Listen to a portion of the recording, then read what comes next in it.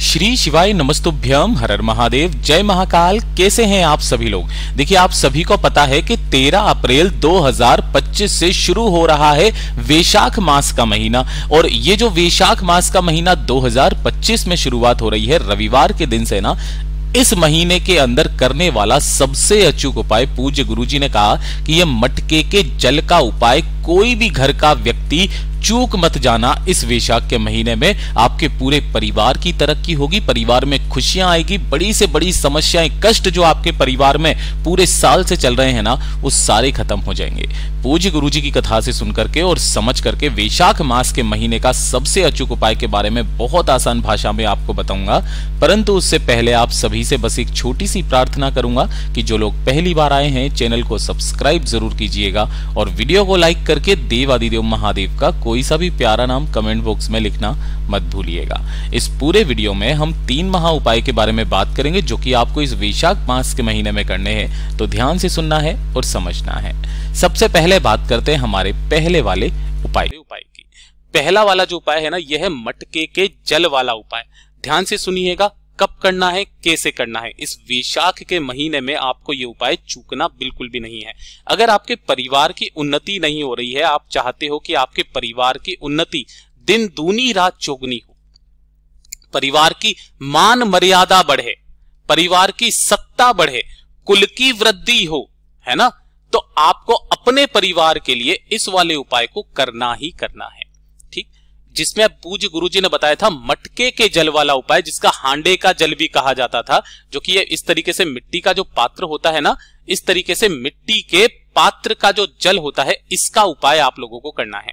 अगर आपके घर में इस तरीके के मिट्टी का पात्र है तो बहुत अच्छी बात है। मिट्टी का पात्र नहीं है, कोई और इस तरीके से, अगर मटका नहीं है तो मिट्टी के में चाहे आपका कोई गिलास हो, मिट्टी का कोई हांडा हो, मिट्टी का कोई दीपक ही, कुछ भी मिट्टी का, है ना, वो मिट्टी का आपको लेना है। उसके अंदर आपको जल भरना है, ये चीज ध्यान रखना। उस मिट्टी के पात्र में आपको जल भरना है और अपने पानी पीने का जो स्थान होता है, उस पानी पीने के स्थान पर, परिंदे पर, है ना, परिंदे के पास में आपको उस हांडे का जल या दीपक का जल जो आपने लिया है, उस जल को आपको इसके पास में रख देना है। पूरी रात भर इसे रखे रहने देना। और जब दूसरा दिन आएगा ना, इसी वाले जल को आपको किसी भी एक तांबे के कलश में ले लेना है। ध्यान रखना, इसी वाले जल को आपको किसी भी एक तांबे के कलश में डाल लेना है। हांडे का पहले जल लेना या दीपक में जल भरना, पूरी रात भर रखे रहने देना और उसे इस तांबे के कलश में आपको डाल लेना है। तांबे के कलश में डाल करके परिवार के जितने भी व्यक्ति हैं, उन सभी व्यक्तियों के हाथों से इसका एक एक बार सभी को स्पर्श करवाना है इस वाले कलश से।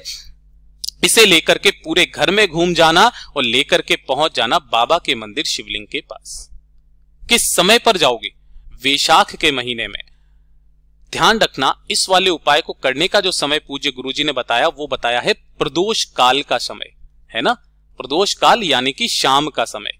तो एक दिन पहले आपको यह रखना पड़ेगा और दूसरे दिन आपको इस जल को लेकर के सभी से टच करवा करके बाबा के मंदिर पहुंच करके उत्तर दिशा, नॉर्थ डायरेक्शन की तरफ मुंह करके केवल और केवल शिवलिंग पर इस मटके का, हांडे का, दीपक का जल अपने परिवार की सुख शांति समृद्धि की, परिवार की उन्नति, मान मर्यादा की और कुल की वृद्धि की कामना करते हुए समर्पित कर देना। जो भी जल बहता बहता जलाधारी से नीचे की तरफ आए, कोशिश करना थोड़ा सा जल रोक करके अपने घर के आंगन में कहीं पर भी इसे छींट देना। आपके परिवार की उन्नति कोई नहीं रोक सकता। पूज्य गुरुजी ने जो इस वाले उपाय का दिन बताया, इस वाले उपाय को आपको वैशाख के महीने में, केवल वैशाख के महीने में जो सोमवार पड़े उस सोमवार के दिन, जो प्रदोष पड़े उस प्रदोष के दिन और जो मासिक शिवरात्रि आ जाए उस मासिक शिवरात्रि के दिन, इन 3 दिनों में आपको यह उपाय करना है। आपके परिवार की उन्नति दिन दूनी रात चौगुनी होने लगेगी। पूज्य गुरुजी का बहुत अद्भुत और अचूक उपाय है, जरूर कीजिएगा। बात कर लेते हैं दूसरे वाले उपाय की। और ये जो दूसरा वाला उपाय है ना, ये आपकी बीमारी को लेकर के, और ये किस तरीके की बीमारी वो भी ध्यान रखना, पेट यानी कि उदर से जुड़ी हुई चाहे किसी भी तरीके की बीमारी, गैस का बनना, पेट में मरोड़े उत्पन्न होना, अपच होना, कुपच होना, मतलब जितनी भी पेट से संबंधित बीमारियां हैं ना, पेट से जुड़ी हुई बीमारियां, वो सारी की सारी बीमारियां खत्म हो जाती है। ध्यान से सुनना कैसे करना है। आपको इस वैशाख के महीने में जो शिवरात्रि पड़े, जो प्रदोष पड़े, जो सोमवार पड़े वैशाख के महीने की, आपको लेनी होंगी 5 बेलपत्र जो कहीं से भी खंडित कटी फटी ना हो, इस चीज का ध्यान रखना, और 1 लोटा शुद्ध जल अपने घर का। लेकिन यहां पर भी जो आप जल लोगे ना, वो कौन सा जल लेना है, सबसे मेन बात यही है। आपको किसी भी हांडे में, किसी भी मिट्टी का पात्र जो होता है ना, इसमें आपको जल भरे रखना है और इस मिट्टी के पात्र का जल ही आपको इस कलश में लेना है, ठीक है ना। डायरेक्ट जल मत लेना, मिट्टी के फांडे का जो जल होता है उसको लेना है। लेकर के पहुंच जाना बाबा के मंदिर, शिवलिंग के पास, किसी भी समय, है ना, किसी भी समय पर जा सकते हो इन खास तिथियों पर। उत्तर दिशा, नॉर्थ डायरेक्शन की तरफ मुंह करके आपको खड़े हो जाना है। जो आपको पूजा पाठ अर्चना करनी है पहले करना, और उसके पश्चात जो 5 बेलपत्र लिए हैं, उन 5 बेलपत्रों को एक एक करके, एक साथ नहीं, एक एक करके आपको माता अशोक सुंदरी के स्थान पर अपना नाम, अपना गोत्र और अपने पेट से जुड़ी हुई बीमारी को खत्म करने की कामना करते हुए ऐसे समर्पित करना है कि डंडी रहे जलाधारी की तरफ, बीच वाली पत्ती का मुख शिवलिंग की तरफ।